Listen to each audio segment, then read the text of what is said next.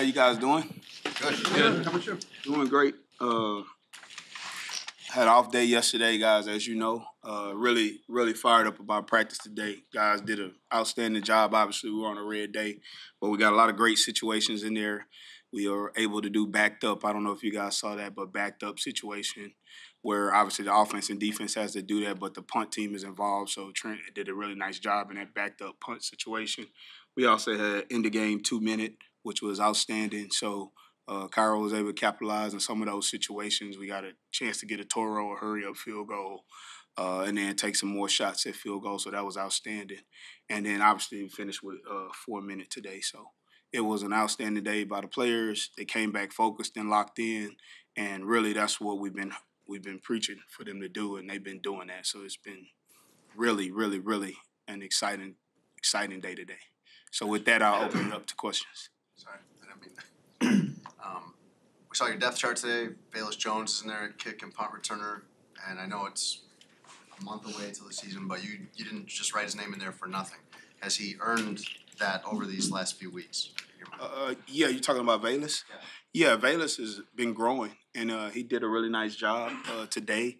He did a great job of the day at FanFest. He's tracking the ball really well, and up to this point, he has been doing everything we ask him to do. I wouldn't read too much into all those depth charts at this time because we're just putting guys, in different places, and they all know that. So, but he has definitely shown that he deserves to be where he is on that chart. With the game coming up Saturday, the live reps that you actually get in the preseason, especially down to 3 games, are limited, especially when it comes to true returns because you don't know if you can get those. Can you share anything about what your plan is or how you'll actually get the evaluation you truly need with the limited amount of reps that you'll get? Yeah, it's always tough. It depends on how many opportunities we get. We'll put guys out there, and then we'll try to get as many guys an opportunity as we can. And if we feel like a guy went out and got a great opportunity and we said, hey, we saw enough on that rep, then we'll pull him out and then put the next guy in.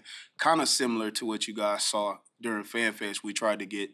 We got 5 different returners to catch a punt. Now, I don't know if it'll go that way in the game, but we wanted to get all those kids in there in the stadium and feel the wind and all that stuff. So it was good to get 5 different guys out there during that. So it'll be something like that. I don't know if it'll be 2-2-1 or anything, but it'll be somewhere along those lines where we try to rotate a lot of guys. What intrigues you about Stevenson returning punts?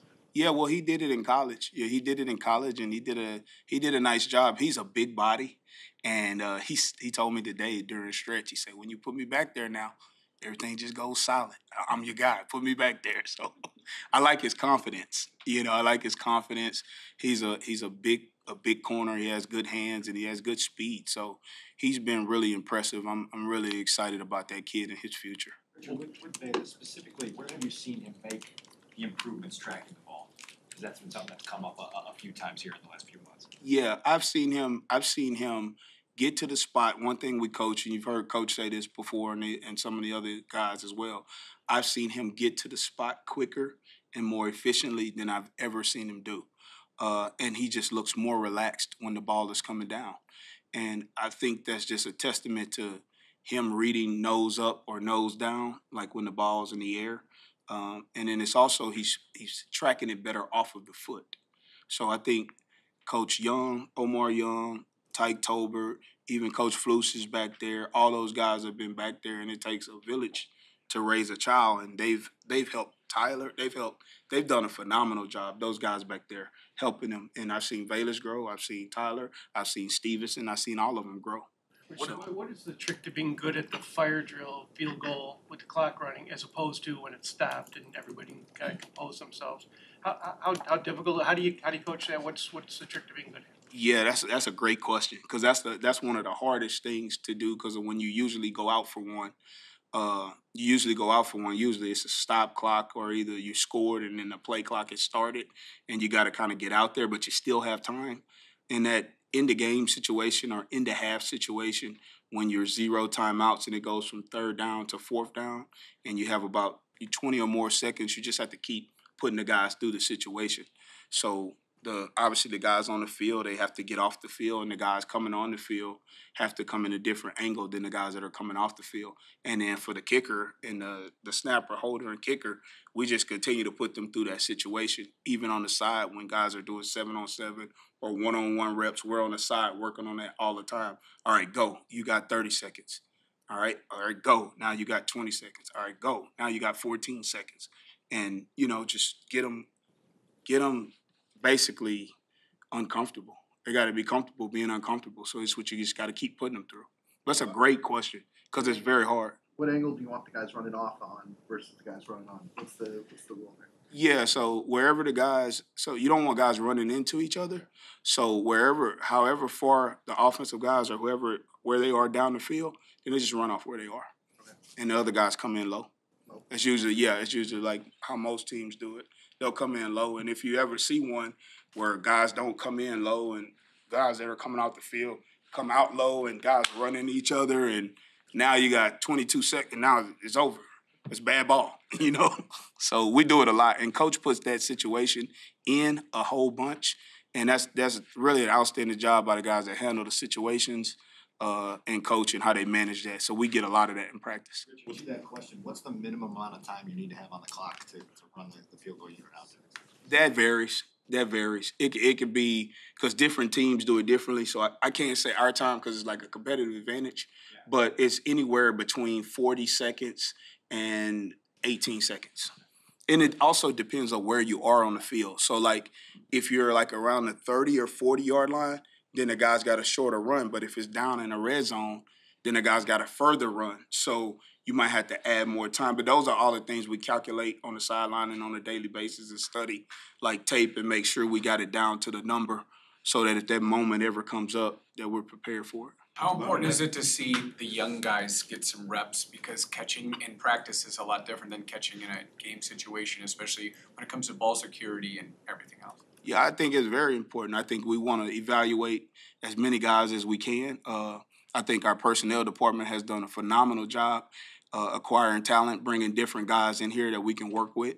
So we want to try to get as many of them, as many reps as we can. They are limited, like Coach said, but we gotta work on it as best we can and we got to give them as many reps as we can give them. What are you looking for from Halas to lock down the gig as far as the games are concerned? A touchdown. That's what we always want. A big 48-yard return will be good like he had last year in the preseason. That one was awesome, wasn't it? Remember that ball? That he went back and had to track it and go get it in Seattle? Yeah. No? Or remember it? I do. I just thought you were going to say ball security, so it's interesting. You're looking for him to make a play. Yeah. I mean, if he got the ball in his hand, he can't make a play without the ball in his hand. But, yeah, I'm with you. A lot of defensive starters out right now. A lot of your guys filling in for them. Will that kind of impact how you're able to evaluate them in the game, or will they simply have to go out there and execute even if they're tired from getting reps, in defense or offense? Yeah, sure. That's a great question. I mean, we're going to always try to keep our team as fresh as we can keep them out there. We do have guys down right now, so we haven't discussed play time, but when we get there, which we kind of got an idea about it, but it's not concrete yet. But I'll take care of the guys as best as I can. But they also know this is their final. This is like one of their opportunities. Not their final, but this is one of their opportunities. So guys are usually fighting to get out there even when they're tired. And you know what else it shows you is that if another guy's tired and he's trying to get out, and then there's another guy that won't quit on you, then that tells you a lot too. So that's a good question. Went down to one. The first drive today, when you guys at the end of game drills, Justin gets clocks it in the final second. What did you like about the whole operation, the communication with Flus, Justin doing that, then Cairo going kicking the field goal? Yeah, that's an awesome question. I think the thing that I like the most is that Flus is and when I tell you, a phenomenal and outstanding communicator on that headset. He's already talking about that moment before the drive starts. So we always feel prepared. So he's talking, Harry's in there talking, who helps with our game management stuff, and we're always all on the same line. And then Luke's there calling the play. And then what I really like about it is there was no panic when we got down to it. And I just like the fire I saw in Justin's eyes when he came off the field, knowing that, you know, like we had a chance to execute that in practice. So that was awesome. You went down to one kicker today. Mm-hmm. What was the benefit of having two kickers for as long as you guys did? And then what do you think about Andre's future after leaving here? Because it seemed like he did pretty good while he was here. Yeah, he's great. As a great kid. He's a great kid. I think that the benefit, to answer your question, the benefit of having two kickers in camp is that you could kick every day. What's different about kickers and quarterbacks or quarterbacks or receivers or any other position, they can do their craft every day. A kick, there's so much torque out of your body, you can't kick 3 or 4 days in a row. So it just allows on those other, your primary or whoever your guy is that is going, when he has an off day, it allows the other guy to kick and still do situations. But I think Andre's gonna have a great future. So, and I really like the kid. Good. All right. Thank you guys. Thank you.